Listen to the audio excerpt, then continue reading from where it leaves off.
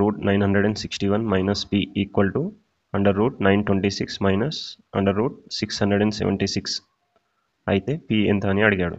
అయితే మొదట మనం ఇక్కడ లెఫ్ట్ హ్యాండ్ సైడ్లో రైట్ హ్యాండ్ సైడ్లో రెండు ఎక్స్ప్రెషన్స్కి రూట్ ఉంది కాబట్టి వాటిని మనం ఇలా క్యాన్సిలేషన్ చేయవచ్చు.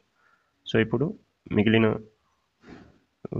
ఎక్స్ప్రెషన్స్ ఏముంటాయి అంటే 961 minus p equal to 926 minus ఇక్కడ మనకు రూట్ 676 యొక్క విలువ ఆల్రెడీ 26 అని తెలుసు. ఓకే, కాబట్టి ఇప్పుడు దాని విలువ మనం 26 అని రాసినట్లయితే 961 minus p equal to 926 minus 26 విలువ 900 అవుతుంది.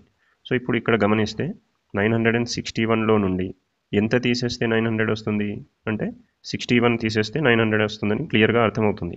కాబట్టి p యొక్క విలువ మనం 61 అని ఈజీగా గుర్తించవచ్చు. కాబట్టి ఇదే మన సరైన సమాధానం అవుతుంది.